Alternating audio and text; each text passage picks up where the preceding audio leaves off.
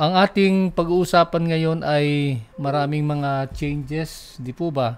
I think aware naman kayo na nagkaroon ng napakalaking pagbabago kasi ang DOH ay nagbigay siya ng mga agaran na mga advice regarding sa submission ng requirements. Kaya ayun, share ko lang sa inyo kung ano yung mga developments na ito, no, para lang sa inyong kaunawaan. Number one, so alam natin na nag-set ng kamakailan, nagpadala ng advisory ang DOH, ang CEMT, at sinet nila ng as early as September 20 to 29 yung submission ng requirements, and with the idea, tentatively, na ang exam ay gagawin sa November. And then, ang sabi nga, yun, tulad na banggit natin, second-hand information kasi wala namang official announcement regarding the exams. And then, ang effect nun, virtually, it will affect the whole preparation. Number one, for those who are in overseas, nasa US, no, katulad nila ni Bernadette, ang schedule nilang umuwi, November or December. November, technically, para sa mga requirements, and then December for the examinations. So, ang sumunod naman ay, dahil dito, nagkaroon ng initiative ang ating Region 12 Massage Therapy Association. And by the way, yung Region 12 Massage Therapy Association, this is the first time in the history ng Philippine massage industry na meron tayong ganitong level ng association ng massage. At ito ay napabilang na lahat ng mga spa owners, mga massage therapists, at then even yung mga massage attendants. Okay, now, there are two petitions ang pinag-usapan kahapon, in which the reason why we didn't have class yesterday kasi I was there to attend the said meeting.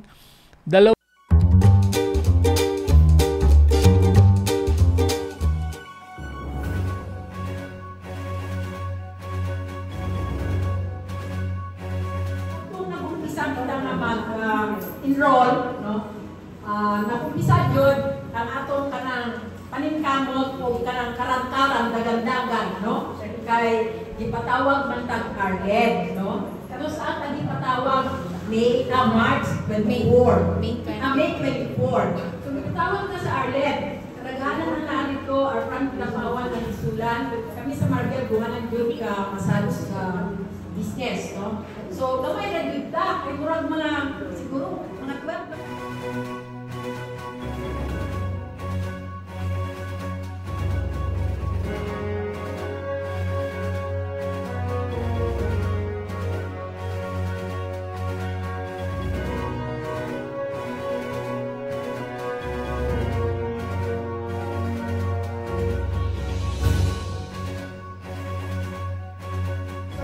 Even kami sa region, hindi namin alam kung sino yung mga training institutions na nagpo-provide ng training for the massage therapists. So it's good na si Sir Benji nakapunta sa atin, and siya yung nagpo-provide ng training sa atin.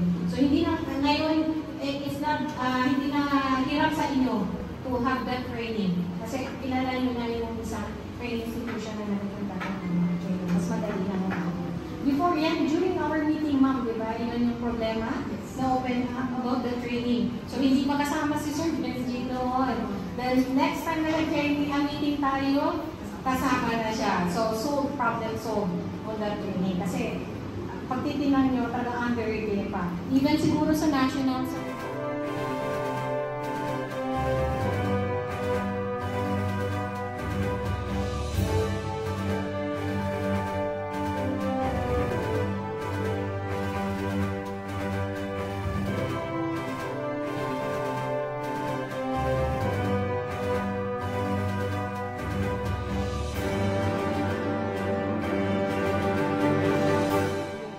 number one is bigyan ng pagkakataon yung mga visually impaired, yung mga blind na mga massage therapist na hindi nag-qualify doon pagdating sa high school diploma.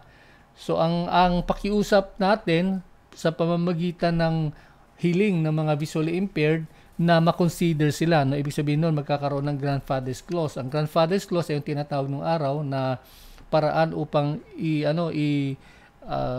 consider yung mga ganong kakulangan sa mga requirements. So that's the first petition. The second petition is to request DOH Manila, particularly yung Committee of Examiners for Massage Therapy or CEMT, na i-reschedule o yung plano nilang November, igawin siyang December. So, what we're trying to say here is para lang masunod natin yung naka-schedule, no, naka-tentative schedule doon sa AO 2010-0034, which says that massage examinations should be held either June or December of each year. So, yun po yung ating request, no? And that would mean, kung aprobahan po yun, yung submission din ng requirements would be eventually also be adjusted. Kasi po ayon sa EO ng DOH is kailangan 2 weeks before the examination. Tentatively, ganun yung submission ng requirements.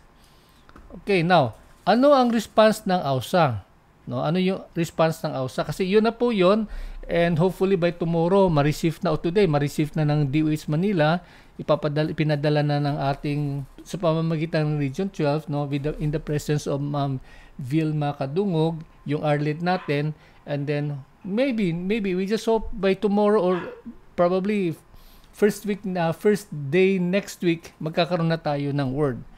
Now, what are we going to do under sa AUSA? Okay. Una sa lahat, gusto kong officially announce na technically tapos na yung ating training. We're done with the preparation natin, lahat ng pagsasanay.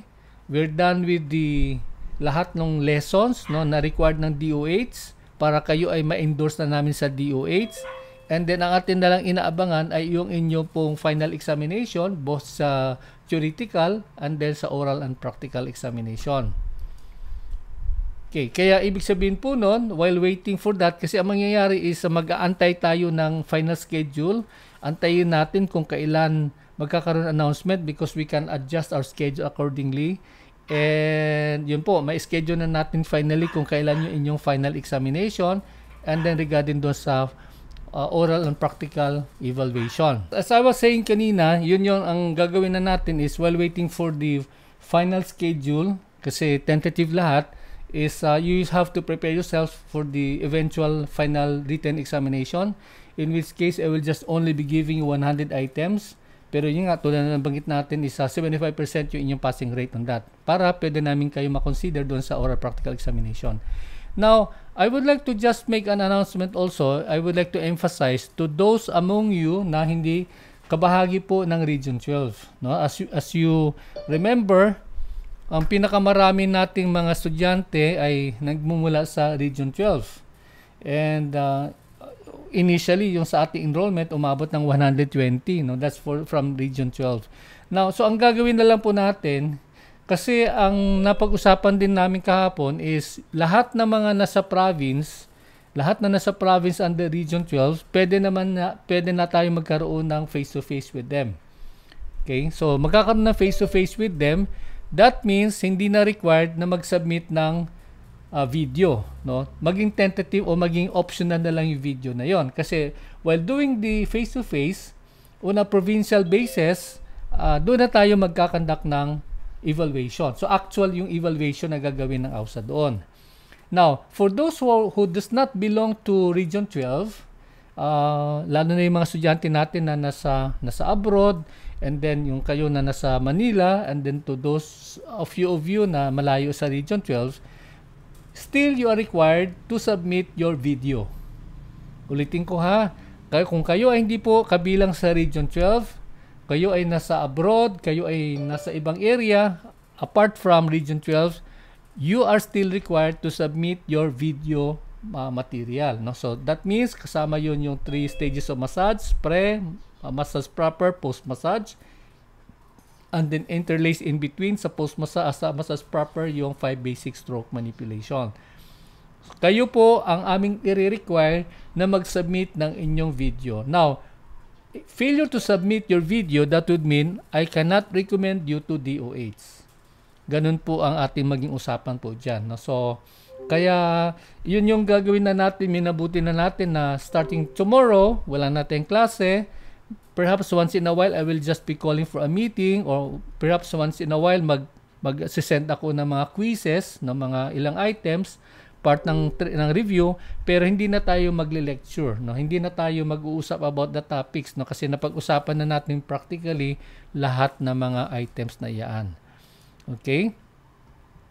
So, ang isang napaka-importante is while doing your submission, your preparation of your requirements for submission, kailangan ninyo po mag-prepare o kailangan ninyo ma-settle yung lahat ng inyong financial obligations. So, how will we know na fully paid kayo? Ang ating pinaka-point person is si Krista, no? Nasa group chat natin si Krista. Siya ang magsasubmit sa AUSA ng list of students na fully paid. And only those who are fully paid will be allowed to take both the written and the oral practical examination to be prepared by AUSA. Ganun po yung ating gagawin po dyan, no? Kaya habang kayo ay nag-prepare ng inyong mga requirements, isettle ninyo yung inyong mga financial obligations, and then kung may other concerns kayo regarding your payments, you have to coordinate directly to of course coordinate with the Krista again, and inform me also as well, no? Para at least alam ko kung ano yung aking gagawin. But definitely, my final word is, sinabi ko na kay Krista, sabi ko, wag mo i-include ang mga hindi pa nakapag-settle ng kanilang financial obligations. Regarding submission, tatanggapin na po namin yan. Kung ready na po kayo, tatanggapin na po namin yung inyong mga requirements for submission. Kung kayo ay malayo sa Region 12, pwede yung LBC na po. And then, check nyo naman yung aking address, no? Nasa website yung ating address, Benji Eugenio na address. And then, ipapadala nyo na po, no? Wag nyong ilagay sa alanganin yung schedule, kasi kung may mga problema, mayroon pa tayong time na pwede natin ma-rectify, pwede natin maayos yung mga gaps, no, sa inyong submission ng requirements. So, yun po yung ating paalaala sa lahat, no? Kaya, and regarding naman sa Region 12, yung provincial schedule, ang nag-prepare naman po noon ay ang ating mga officials natin sa Region 12 Massage Therapy Association or R12 MTA, headed by Ma'am Hermie Lagdamen. At siya na yung nag-coordinate noon, nag-schedule, and then i-announce lang namin officially kung kailan. But for sure, ang ating mga visually impaired, yung mga bulag na nandito po sa Jensan na area, kayo po ay nakaschedule sa AUSA Jensan na magkakaroon ng yung oral practical evaluation dito mismo sa ating address sa number 10 Rosa Street, Barangay City Heights, General Santos City. So yun po yung ating pong update on that. But the others, hintayin na lang po natin kasi after that, sunod-sunod na po yung ibang mga provinces in which pupuntahan na lang natin. Tayo mismo from AUSA ang pupunta doon sa mga area na yon at doon na tayo magkakandak ng inyong oral and practical evaluation. So, ganun po yon. Kaya kung andito po si Sir Nathan, tanggapin nyo po yung mga padala pa po ng ibang mga areas. Wag natin po silang hadlangan kasi po yan po ang basis natin para sila din ma-recommend for DOH. At least medyo ma-minimize na natin yung bulk na i-review natin nandoon sa ating nasa ating YouTube, no, nasa ating YouTube channel, ika nga. Okay. So ayun po. Now, having said that, we'll now open the floor for any clarification. Kung mayroon kayong mga ibang concerns, mayroon kayong ibang gustong malaman, pag-usapan na natin po ngayon, lalo na yung sa inyong submission ng mga requirements. Kasi I'm pretty sure, like kanina, ang dami mga nagtatanong, kung ano-ano mga issues and concerns regarding doon sa ating mga submission ng requirements. And by the way, I would like to take this opportunity. Salamat sa mga officers natin sa North Cotabato. Maraming salamat. Napakasarap ng pagkain. Although kahit nasuman, okay na sa akin yun. Masarap na sa akin yun. Pero mas masarap kasi nagbigay pa sila ng durian. Ayan, no? Kaya tungtuwa po kami, no? Lalo si Ma'am Erms, pati si Ma'am Vilma, no? Tungtuwa po kami. Nako, meron kami bit-bit na durian. Kaya, yun. Kanina bago nag-start, inubos ko na yung kinain ko na yung aking share ng ating durian. Okay, thank you so much for that, no? So, we look forward to other areas. Huwag kayong mag-alala, hindi naman yun ang talagang pinupuntahan namin. No? Ang pinupuntahan namin kayo, pinupuntahan natin yung paghanda para sa DOH examination. Pero kung may mga perks naman na gano'n, di well and good, di ba? Hindi naman masama. Masama namang tanggihan yung mga blessings. Nga. Okay, any question for so far? Clarification? Gusto nyong magkaroon ng linaw? Si Joe, mayroon kang gusto, si Marge. Okay, Marge, you raise your hand. Sandali, for a while, Marge, ha? Sir, itatanong ko yung sa amin nasa abroad pa. Hindi kami na ng exam ng December kasi kahit yung ating mga requirements, ako yung requirements ko, is kailangan ko bang pumunta ng Pilipinas, kailangan ko umuwi ng Pilipinas para makompleto yung mga requirements ko. Paano ko kaya yun? Marge, ang understanding ko kasi, kung uuwi kayo ng Pinas, dapat may 2 months kayo na allowance. Kasi yung allowance ng inyong preparation, submission ng requirements, at the same time yung sa actual ng DOH. So yun yung aking ina-expect sa inyo. Kasi kung darating kayo ng eksaktong December, ay talagang hindi kayo maka-exam kasi hindi nyo makomply yung mga requirements. Yun nga, sir. Hindi kami sila akabot ng December kasi tulad niyan, kasi pagka nandito ka nag-work sa ibang bansa, hindi ka talaga i-allow basta ng employer mo na umuwi. Kasi yun nga, isang buwan matagal na sa kanila yun. Kasi pag wala ka, magsasuffer sila dito. So, ang mangyayari niyan, sir, pag uwi ko ng December, doon ko palang ipiprepare yung mga requirements ko. Pwede ba ako mag-take for the next examination?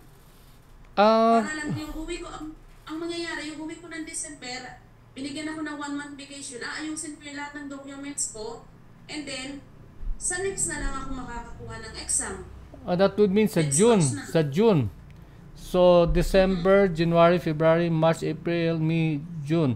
Saktong-sakto 6 months. Ngayon, ang NBI mo kasi, valid lang yan ng 6 months. No? Kaya, pwede naman yung gawin mo, while you are here, you prepare all your requirements, and then probably you could write a letter sa DOH, sabihin mo na lang na ngayon mo i-prepare because you are expecting to take the examination sa June of 2024. Ganon ba yung... Yun siguro. Oo. Maganda, sir? Oo. Yes, hindi ko alam kay Bernadette. Death, ano yung arrangement mo? Sandali papasukin natin si Death kasi nasa US si Death. Yeah, Death, go ahead. Ano yung idea mo, Death? Yes, sir. Parang pareho lang kami ni Marge. Ang gagawin ko rin ngayon. Kasi pareho kami ng concern Yung maglalakad ka ng NBI, 2 weeks or tapos i-mail pa, another month siguro yun or weeks. At least sa akin, ewan ko sa kanya, month yung mail. Okay. Pag-mail sa akin. Kasi gusto ko, bago ko email sa inyo, kompleto na. Okay, oo. So, months ang gugugulin namin. So, ganun din ang gagawin ko sa kanya. I-accomplish ko lahat. Tapos, kung June pa next year ako maka-take na exam, ganun din. At saka pareho din kay March, hindi kami basta-basta makabakasyon, sir. Okay. Ano lang ako, at least 3 weeks lang ako each time. So, ang gagawin ko siguro, kung mag-exam, paglabag na aeroplano, diretso na ako sa exam. Parang gano'n. Okay, sige. So, gano'n na lang siguro, Marge. Gano'n na lang gawin natin. Tama po yun. At least, maisettle nyo yung maisettle nyo yung mga requirements para nakaabang na kayo for the June examination kung sakasakali. Yun na lang gawin natin, oo. Kasi alanganin kayo, like ngayon kasi unstable yung schedule ng DOH, 'di ba? Sabi November, tapos ngayon December, so hindi natin alam talaga. But once you're here, then you settle all your requirements, and then pag na-complete nyo naman yung sa AUSA, ako naman bahala doon Ako naman mag-endorse both kayong dalawa and the others na mag-exam ngayong June by next year. Oo, ganun na lang, March. Requirements, kompleto na namin, send namin sa iyo by mail na lang po. Oo. Tapos, if okay lang sana sa inyong dalawa, Death, kung sino sa inyo malapit sa embassy? Ako naman po malapit sa embassy. March, malapit ka sa embassy? Philippine Embassy? Opo, kasi kasi may sarili naman ako sa sasakyan dito. So, less than 30 minutes, nasa embassy ako eh. Oo, ganitong gawin mo, kung pwede lang, you try to coordinate with the embassy people kung paano nila accommodate yung ganong cases, no? Baka naman may special arrangement sila kasi siyempre nando OFW kayo, kung ano yung special arrangement na ginagawa ng embassy officials with regards to cases like yours. Sige sir, Oo. Inquire lang kayo, no? Oo. Whoever could visit your embassy as early as possible, and then you let me know kung ano, tanungin niyo kung ano yung arrangement na pwede nilang gawin para sa mga examination takers. No? Baka naman mayroong arrangement yung ating embassy diyan sa inyong area na pwede i-acknowledge yung mga tawag niyan, yung mga medical certificate, yung mga ganun, para kung tinalan yung i-require ninyo na asikasuhin sa Pilipinas kung sakasakali. Opo, itatanong ko po sir, mamaya po pupunta ako doon. Yan ha. Tapos kung sakali meron, i-put in writing, kahit na i-send mo sa messenger, you put in writing para at least alam namin kung ano yung gagawin natin. Kasi in case lang others would like to also join the program na OFW katulad ninyo, ay madali natin mabigyan ng referral kung ano yung gagawin doon sa embassy, no? Paano makakatulong yung embassy. Okay? March, okay yun, March? Pati Det, okay na yon? Kayo na lang, ha? Yes, okay sir. Kasi ako naman, ang problema ko, wala akong problema sa embassy. Pwede akong magbakasyon ng mahaba. Ang problema ko yung trabaho ko. Hindi ka papayagan, no? Oo, ganun. Yun din po yung concern ko gawa ng ngayon kasi nagtatrabaho ako sa engineering office dito, pero kasi nagtatayo ako ng sarili kong business nga, massage. So, ang hirap po ba yung mga requirements dapat, nag-a-appear ako sa court dito. Kaya hindi na pwede matagalan. Okay. Medyo masalimuot nga talaga, no? Sige lang tingnan lang natin kung ano yung pwede natin gawin. But just like I said, the first thing is you try to visit the embassy. Baka meron sila mga ganung special arrangement, no, regarding such cases, no, na para kumunti na lang yung isasubmit nyo na requirement na when you plan to take the DOH examinations. Okay. Sige, Mars, appreciate ha. Thank you in advance. Okay, sige po. Sige.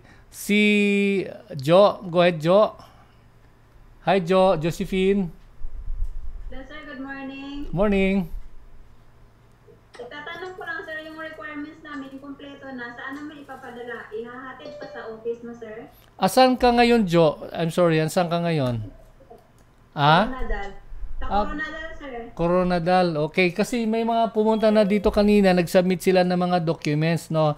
Pwede naman, kung okay lang sa inyo, pwede yung dalhin dito personally, pero you have to notify me in advance, no? When you come over, you message me, darating kayo para maantay ko kayo kasi alam nyo, ako yung family driver ng nanay ko rito eh. No, so kapag yung nanay may pupuntahan, siyempre hindi na pwede sabihin, "Nay, sandali, mag-antay ka muna diyan ha kasi meron ako asikasuhin." Hindi pwedeng ganoon, di ba? So family first ako eh. So kaya 'yun, you inform me in advance kung sakasakali para maantay ko kayo. Ngayon, kung convenient naman na LBC nyo na lang, no? I-calculate nyo kung magkano mas mura, saan mas mura, then mas maganda, pwedeng LBC nyo na lang. Okay? Oo. Pero kung gusto niya rin dumalaw sa Ausad Jensen, di ba okay lang din po 'yon. Kaya lang, tawagan nyo ko na maaga, message nyo maaga para mapaghandaan ko kayo ng kape. Hindi ko, may mga pumunta kanina, wala man ako ma-offer. May na-offer ako na mangustin galing sa Kidapawan, at least, no? Kaya lang, ayun. Hindi ako nakapaganda ng kape. Ayan. So, inform me in advance if you come over. And then, para maantay ko kayo, hindi masayang yung inyong mga efforts, no? Yung inyong pamasahe. Okay na yon? Jo, okay yon Jo? Meron pa sir, itatanong ko lang, pwede pa yung TOR or kasi wala ang diploma? Oo, pwede yung TOR. Basta yung TOR is either original copy, kasi madali namang kumuha yata ng TOR sa mga schools ngayon, or CTC. Yung CTC, photocopy ng inyong original na TOR, pero ang pipirma yung inyong school registrar. Pwede po yun ipadala sa DOH. Wag na kayong kasi minsan yung iba, pinipilit yung diploma, mayroon namang transcript of record. Sabi ko, transcript of record na lang kasi mas mataas na requirement ang transcript of record kaysa sa diploma. Okay ba yon? Sige. Kung may TOR na lang po. Basta tiyakin nyo lang po na authenticated. Kung hindi naman po, original ipadala ninyo para tatanggapin ng DOH. Okay po. Sir, yung NBI nga pala, sir, 1 year yung ano niya. 1 year na ngayon? 1 year na yung NBI? Opo, sir. Wow, praise the Lord. Kasi 6 months yung dati eh. Talaga, hindi kayo nagbibiro? Hindi kayo nagbibiro? Ipakita namin, sir. 1 year. I-send ko sa'yo, sir, yung picture ng NBI ko. Sige. Ngayon ko lang narinig yan, buong buhay ko. Ngayon ko lang narinig na na 1 year kasi dati 6 months sila eh. Kaya marami na to toxic sa submission ng ganong requirements. Sige. So ganun na lang, Jo, ganun na lang gawin natin, ha? You decide kung pupunta kayo, then you let me know ahead of time, and then para maabang ko kayo, no? If not, kung hirapan naman kayo, pwede naman natin tanggapin through LBC. Okay, sir. Sige. Okay, thank you. Bless. God bless you, Michelle, nasaan ka? Go na lang ako muna kay Edith. Edith, yes, kumusta ka, Edith? How are you? Namimiss na kita, Edith. Nakamute ka. Go ahead, Yes. Sir, ito okay naman. Okay. Kailangan ulit mag-retake. Sige lang, okay lang yun. Try and try, Walang problema po yun. Yes. Tanong ko lang po, pwede po bang ako na lang ulit ang magpapass ng requirements ko sa DOH since nandito ako sa Manila, malapit lang naman ako. Pwede ba ulit ganun? Okay. Basta yung requirement ko lang is sa inyo, ha. Number 1, tulad na binabanggit ko, kailangan nyo mag-undergo ng refresher. Kasi maraming changes at saka makakuha tayo ng copy ng mga test questions na binigay sa inyo para ma-review natin, ha. Kasi dapat talaga 100% makapasa ka na, ha. Oo nga, sir. Oo. Okay lang yun, naintindihan natin yun. Minsan may mga challenges eh. Pero I'm sure kunti lang difference nun, kaya medyo may may kunting problema, ha. Okay. So okay lang, sir, ako ulit ang magdadala ng requirements ko sa Yeah, pero ang endorsement, hindi ka kasi pwedeng dumiretso na wala akong endorsement. So dapat i-endorse kita. So yung endorsement, so paano yun, sir? Yun nga, isasama ka namin sa list eh. Lahat kasi ng galing sa institution, ipapadala namin list. Tapos pag sinabi mong nagsasubmit ka through AUSA, titingnan na yung pangalan mo kung na-recommend ka ng institution. Pag na-recommend ka ng institution, then that's the time na-accommodate nila yung submission. Okay. So, kaya message ko ba ako pag kasi lang naman akong may group chat tayo sa refresher course, di ba? Apo. Enroll ka na doon, di ba? Naka-enroll ka na sa sa refresher course natin. Na po ako, naka-enroll na, sir. Sige. So ganun na lang gawin natin. Antabayanan mo na lang yung natin kasi ang klase natin will start officially ngayong Saturday. No, ngayong Saturday. Sir,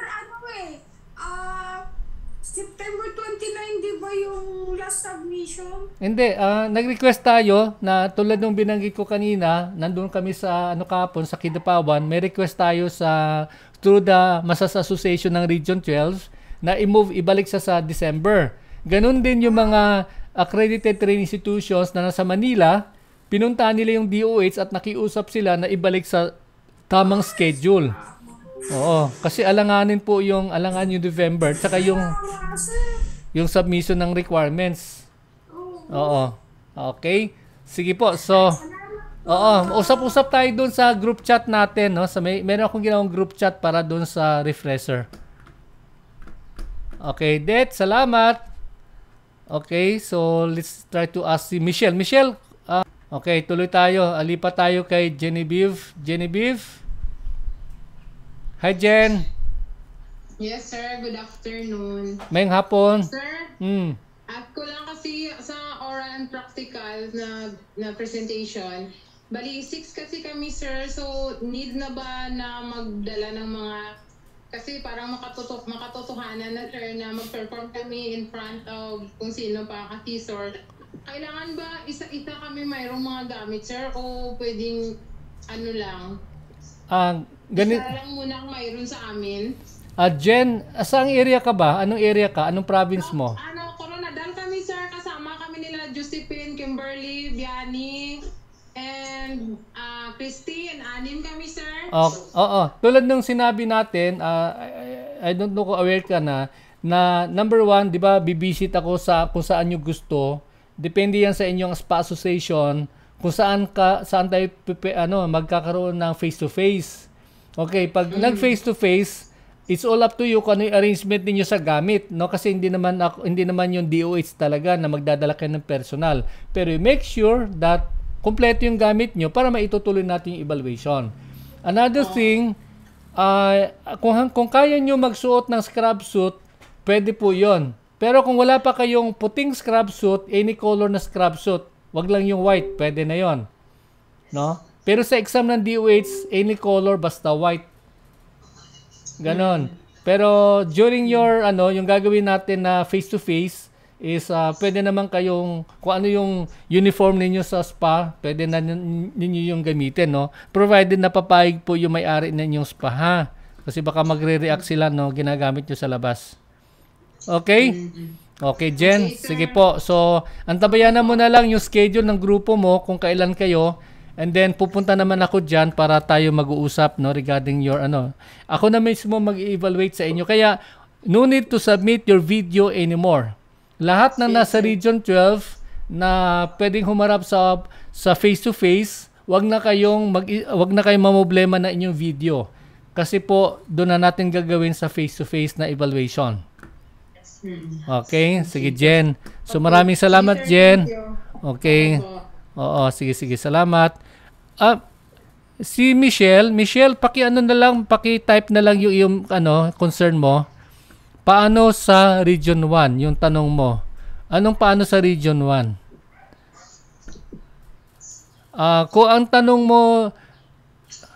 mo Michelle regarding yung submission, lahat naman ng wala sa Region 12, you have to submit to me your video material and you submit it through Nathan Rodriguez ng ating group chat, no?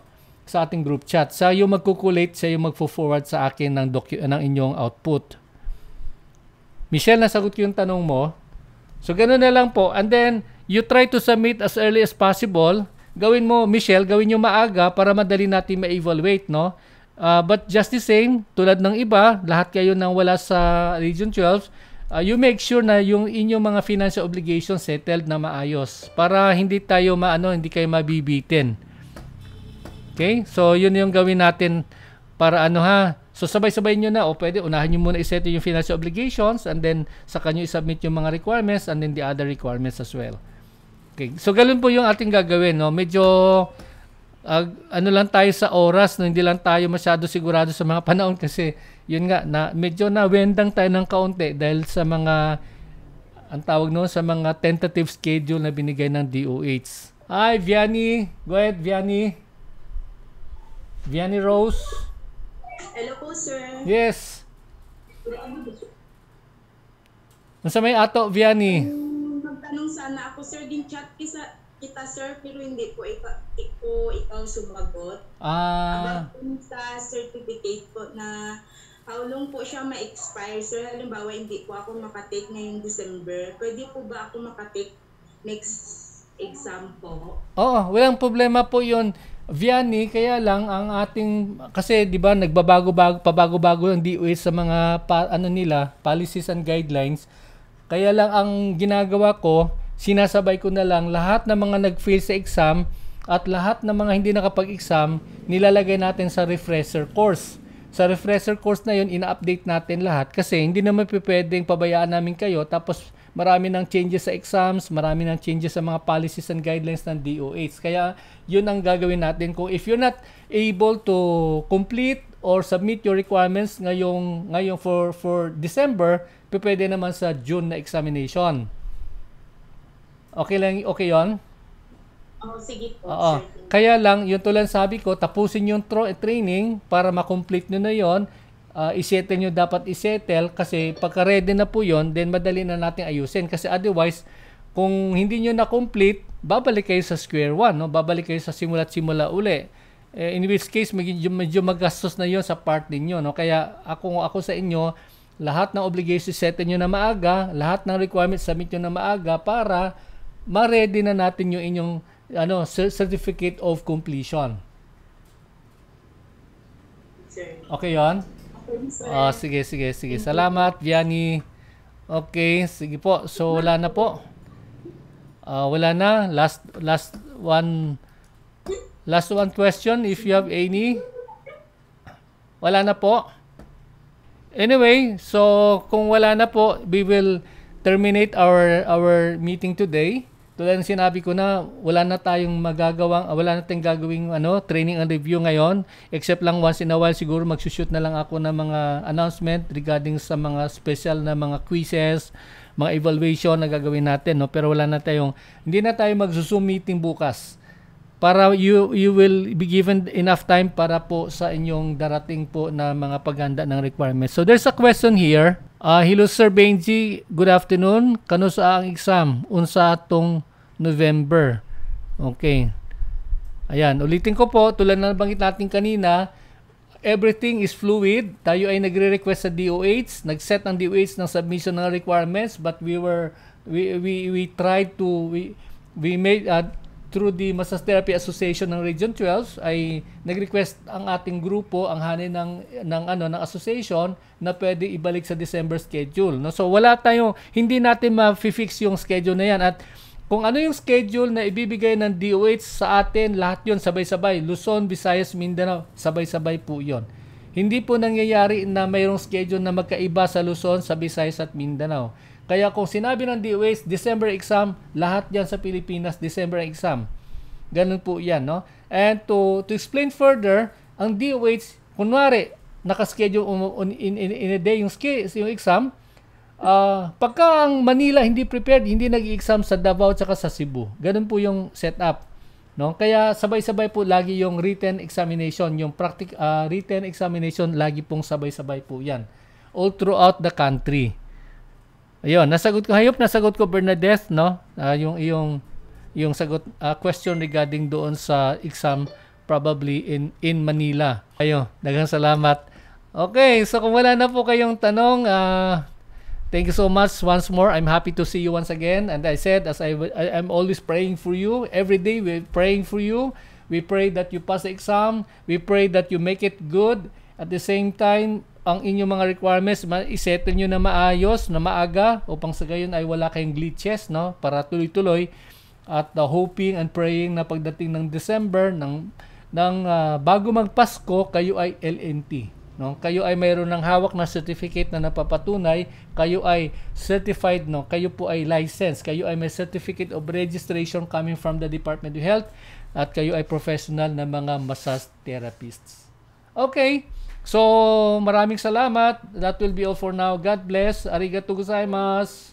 Bye.